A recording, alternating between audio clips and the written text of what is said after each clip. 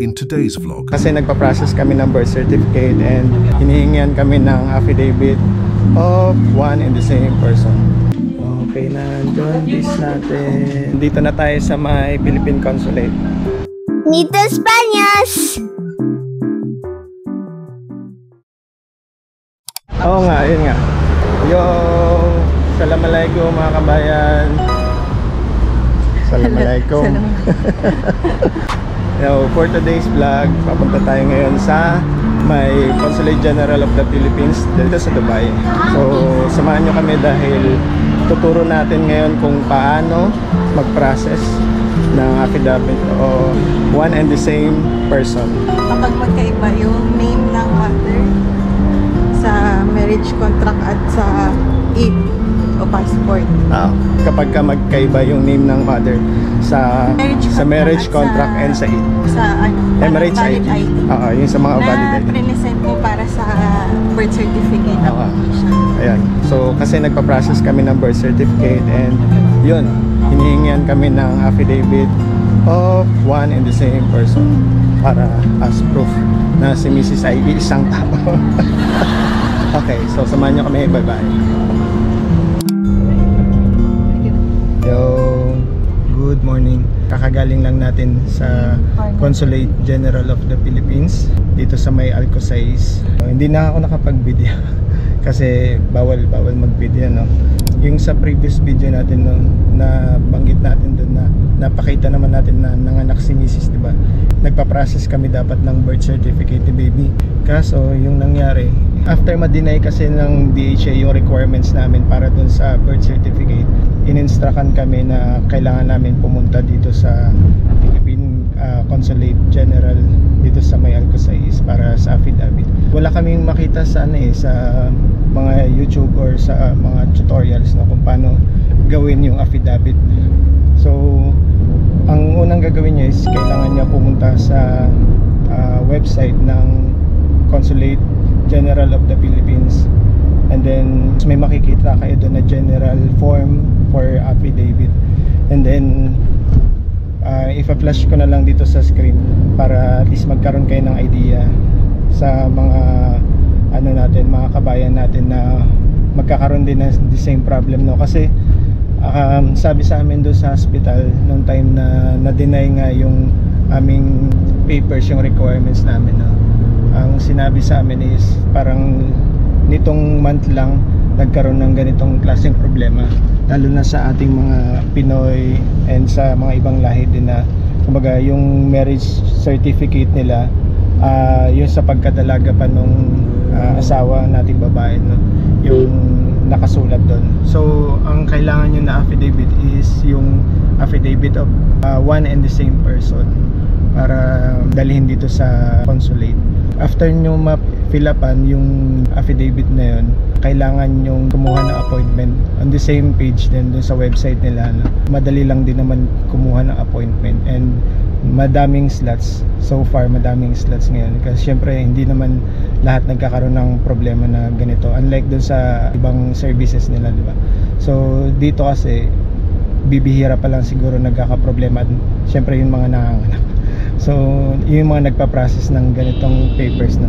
So madaming appointment. Wag niyo kakalimutan na yung appointment date na ipi-print out niyo, kailangan nakalagay po doon yung QR code.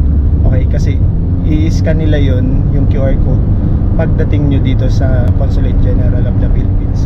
So yun yung pinaka-importante. And then after nun, kailangan nyo mag-submit din ng 2 copies. Okay, for every requirements kailangan nyo ng 2 copies ng valid passport, Emirates ID, back to back yun. Tapos kailangan nyo din ng birth certificate and yung marriage contract, yung kailangan affidavit. Okay, naging mabilis naman yung process after ni Mrs. i-submit yung mga requirements na nabanggit ko. Ayun, nagbayad lang kami sa cashier, tapos yun nga lang problema, hindi namin siya makukuha on the same day. So merong dalawang option kung gusto nyong bayaran ng regular, no.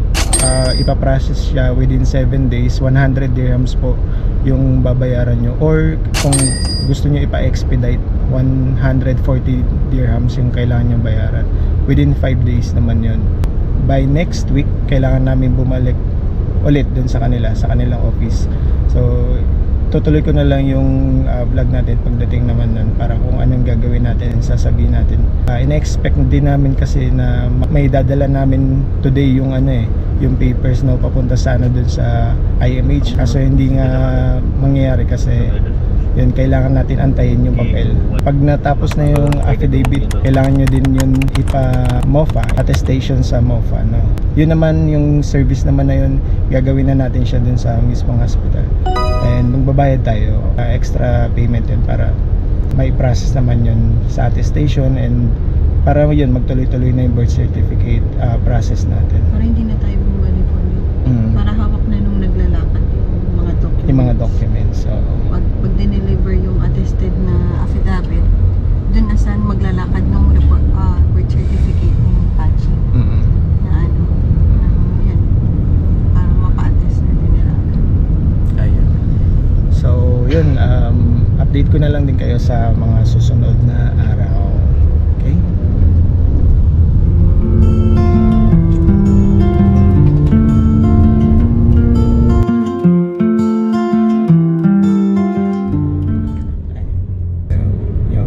Good morning. Punta kami ngayon sa IMH, sa hospital, para sa follow-up check-up ni baby. And then mamayang hapon, consulate naman. Babalikan natin yung affidavit na pinagawa natin. Tapos babalik kami sa IMH para ibigay naman dun sa nagpa-process ng birth certificate ni baby, para pa-attest. And yun nga, matuloy na yung process ng birth certificate. So sana wala na maging problema after nun, kasi yun lang naman yung naging na-refuse, na deny nung DHA ng time na nag-submit kami. So yun yung gagawin natin today. And pasensya na, from night duty pa ako. Kaya medyo antok. Mrs. Yeah. Baby. Sarap ng tulog niyan. So biyahe-biyahe muna tayo.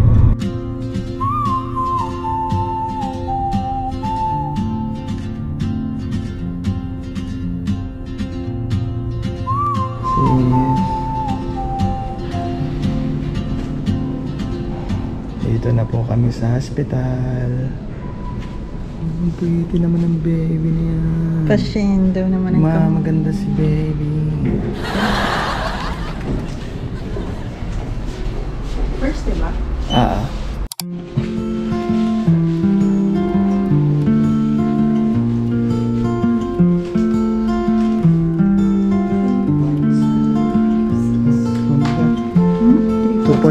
.9 siya dati. Oo. Okay na yung jaundice.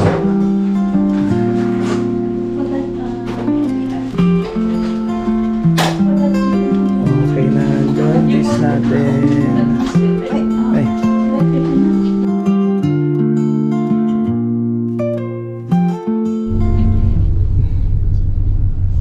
Yay, pauwi na kami. So yung consultation natin ngayon, naging okay naman, kasi yung weight ni baby, so nag-gain weight siya, no, from 2.9 to 3.7. Tapos yung bilirubin level niya bumaba na din. Yung newborn screening, nakita na rin ng doktor yung result, okay din naman. Tapos yung hearing test niya, both ears, okay din. Ayan, enjoyin na lang daw si baby. At least wala kaming masyadong iisipin na baka may problem sa kanya. Pero yun, syempre observan pa din natin, no? Kasi ano pa lang siya, 19 days old. Ang baby na yan. Gising na gising. Kala mo hindi nagparaiyak na ano. After niya kasi nag-check up kay doctor, nag-iyak-iyak siya. Yun pala, may laman na yung kanyang diaper. Tapos gutom na. Ayun, uwi muna kami kasi habulin namin na maabutan yung pagpasok naman ni Aliana sa school. Tapos mamaya afternoon, siguro mga alauna, punta naman kami sa may consulate para dun sa namin affidavit. of one and the same person. Okay, so update na lang mamaya. Bye bye. Bye bye. Bye bye. Bye bye. Bye bye. Ay, ayaw. Bye bye Ay, po. Archie. Alilay.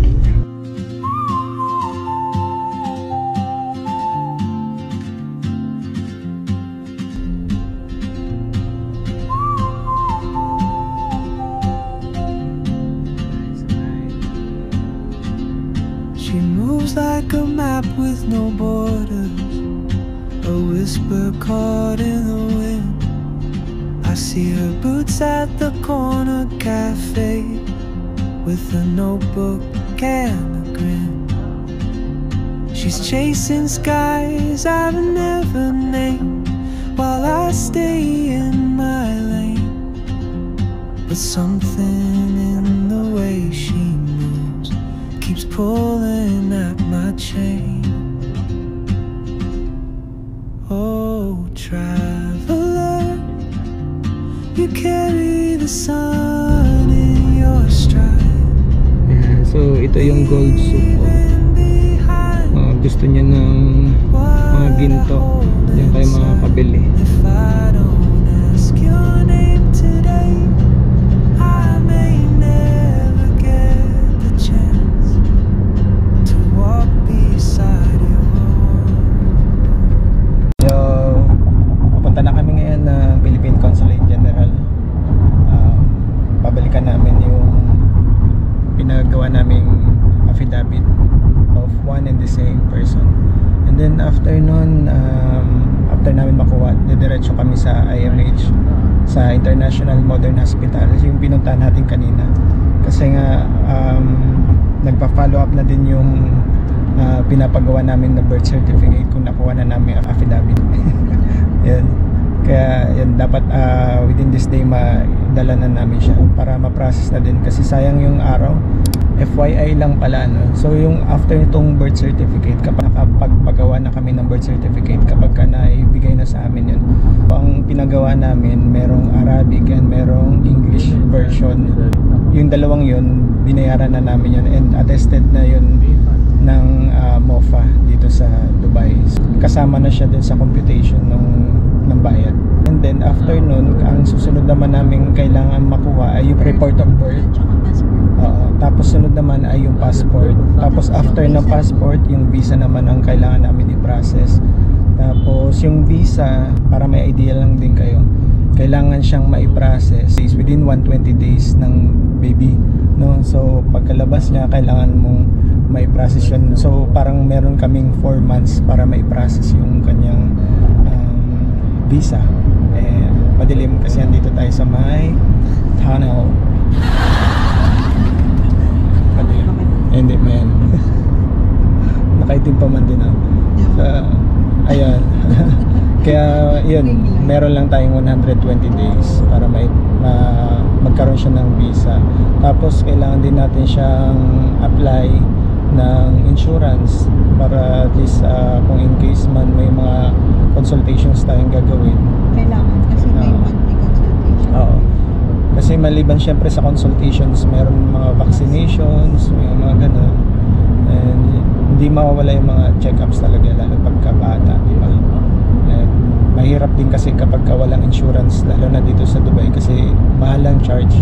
So kung minsan yung mga PF pa lang nasa 100, 200, ganyan.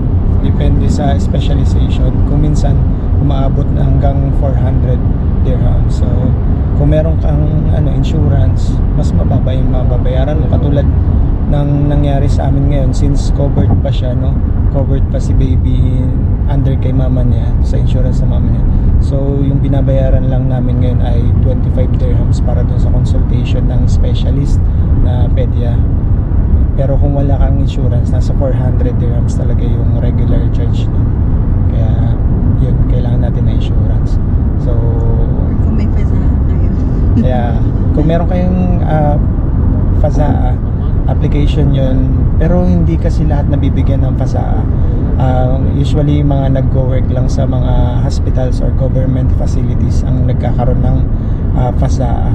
And maswerte tayo kasi yung dating hospital na workan namin, nabigyan kami ng company namin ng PASA. Until now, kahit hindi na kami connected dun sa kanila, active pa din yung PASA ko. So parang nare-renew siya automatically yung PASA, kaya nagagamit namin siya paminsan-minsan. And kahit sa mga department stores, ganyan, sa malls, kung minsan, or sa pharmacy, Sa Miracle yan, Garden. sa Miracle Garden, yung mga ganun. Kasi ako sa Pedja, may 20% yata yun. 20% discount. Ayan, sa Pedia may 20% discount kapag magpapa-check nagamit yung PASA. Siguro mga 5 minutes na lang nandun na kami sa Philippine General Consulate. So update ulit. Ayun o, ang daming dates. Ayan. So dito na tayo sa may Philippine Consulate. Yon.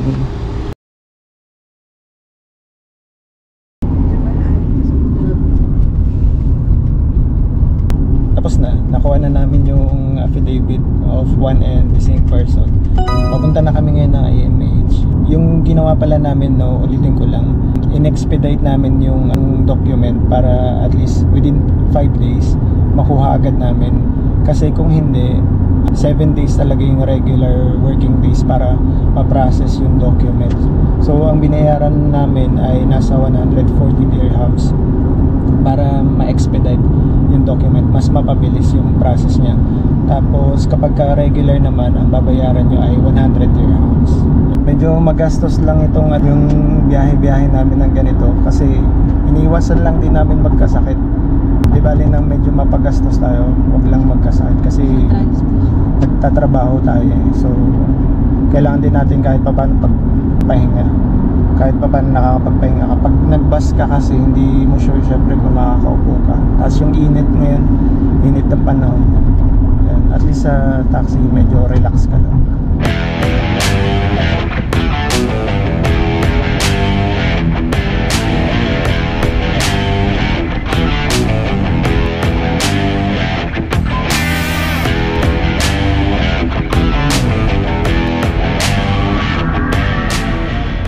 Tapos na kami sa IMH. So galing na kami doon.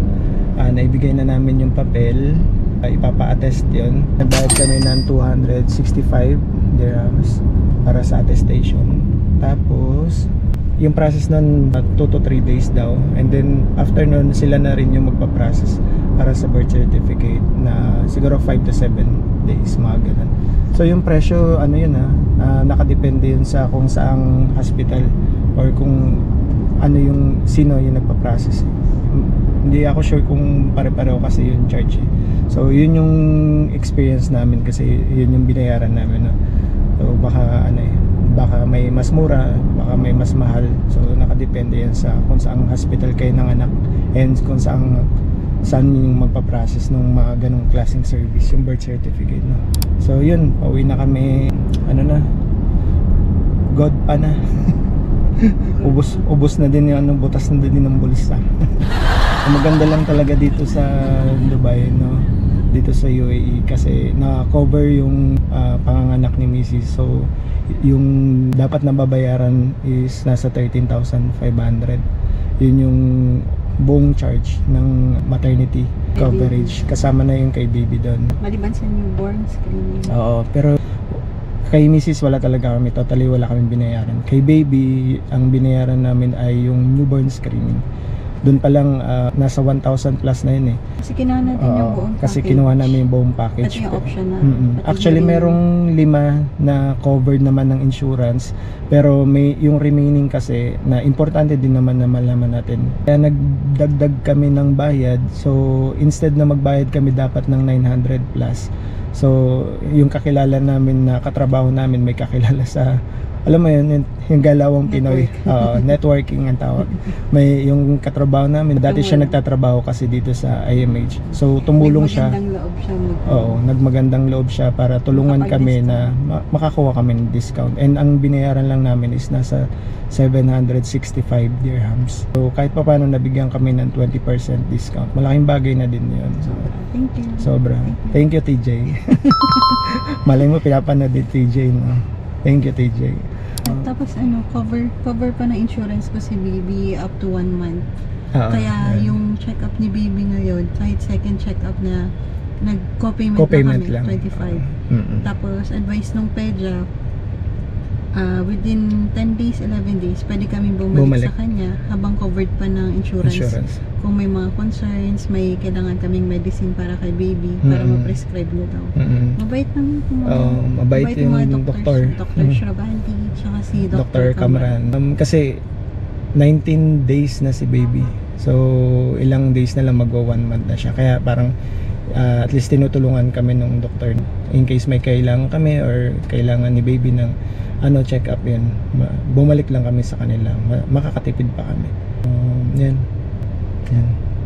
So yun lang, sana makatulong yung video na ginawa natin para dun sa mga parents na for sure nangangapa din kung ano yung gagawin.